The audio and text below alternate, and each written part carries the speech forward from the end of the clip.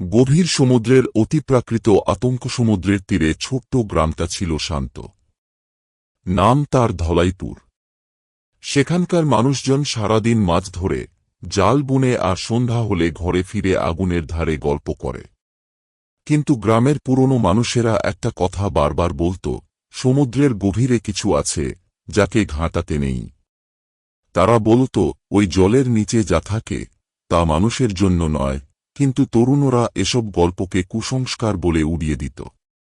একদিন ধলাইপুরের এক তরুণ, নাম তার রতন, সিদ্ধান্ত নিল যে সে সমুদ্রের গভীরে গিয়ে দেখবে সত্যি কিছু আছে কিনা। তার বন্ধুরা তাকে বারণ করল। রতন, পাগলামি করিস না, ওই জায়গায় কেউ যায় না। কিন্তু রতন হেসে বলল, তোরা ভয় পাস, আমি পাই না। আমি দেখব ওই গল্প সত্যি না মিথ্যে। পরদিন ভোরে রতন তার ছোট্ট নৌকা নিয়ে সমুদ্রে রওনা দিল। সূর্য তখনও পুরোপুরি ওঠেনি।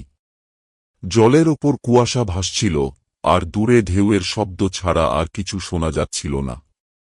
সে অনেক দূর চলে গেল, যতদূর গ্রামের কেউ কখনো যায়নি।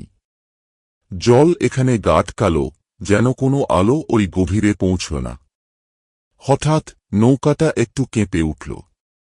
রতন ভাবল, হয়তো কোনো বড় মাছ ধাক্কা দিয়েছে। কিন্তু তারপরই জলের ওপর থেকে একটা অদ্ভুত শব্দ ভেসে এল, যেন কেউ গভীর গলায় ফিসফিস করছে।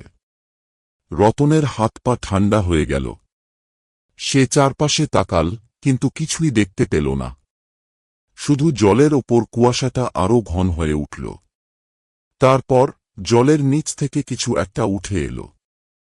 প্রথমে একটা ছায়া, তারপর ধীরে ধীরে একটা আকৃতি।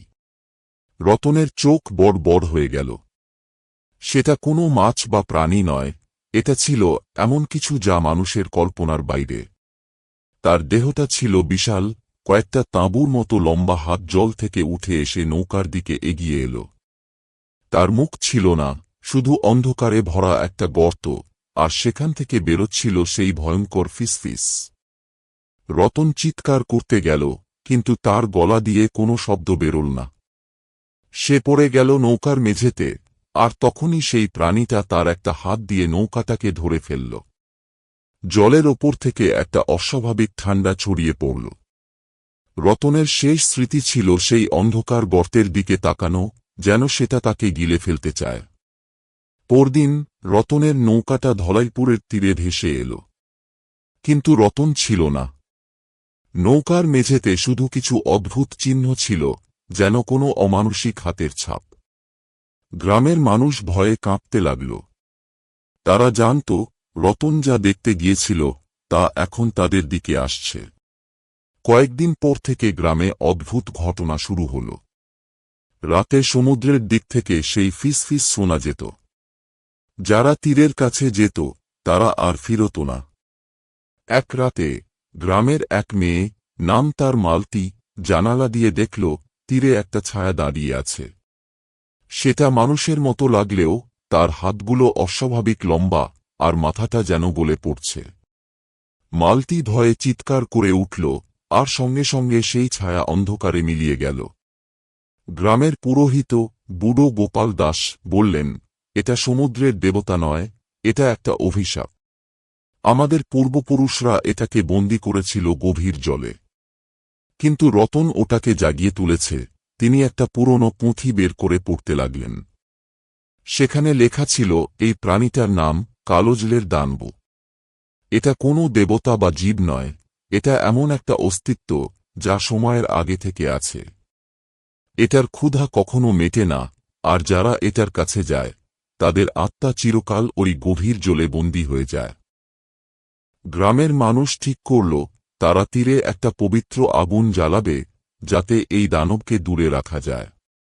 কিন্তু সেই রাতে আগুন জ্বালানোর আগেই সমুদ্র থেকে একটা প্রচণ্ড ঢেউ এসে গ্রামের তীর ভাসিয়ে নিয়ে গেল।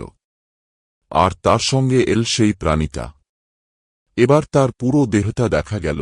তার শরীরে শতশ চোখ জ্বলছিল, আর প্রতিটা চোখ যেন গ্রামের মানুষের দিকে তাকিয়ে আছে। তার হাতগুলো জল থেকে উঠে গ্রামের দিকে এগিয়ে এল। গ্রামের মানুষ দৌড়ে পালাতে চাইল, কিন্তু তাদের পা যেন জমে গিয়েছিল। সেই ফিস ফিস এখন চিৎকারে পরিণত হয়েছিল, এমন একটা শব্দ যা মানুষের মনকে ভেঙে দেয়। একে একে সবাই অন্ধকারে হারিয়ে গেল। শুধু গোপাল দাস বেঁচে ছিলেন। তিনি পুঁথিটা হাতে নিয়ে শেষবার প্রার্থনা করলেন, হে অজানা শক্তি, এই অভিশাপ থেকে আমাদের মুক্তি দাও, কিন্তু কোনো উত্তর এলো না। পরদিন সকালে ধলাইপুর গ্রামটা শূন্য হয়ে গিয়েছিল। সমুদ্রের তীরে শুধু কিছু ভাঙা ঘর আর পড়েছিল। আর জলের ওপর থেকে সেই ফিসফিস শোনা যাচ্ছিল, যেন বলছে, আমি এখনো আছি, কেউ জানে না সেই দানব কোথায় গেল। কিন্তু আজও যারা সমুদ্রের তীরে যায় তারা বলে, রাতের অন্ধকারে একটা ছায়া দেখা যায়। আর জলের গভীর থেকে ভেসে আসে সেই ভয়ঙ্কর ফিসফিস।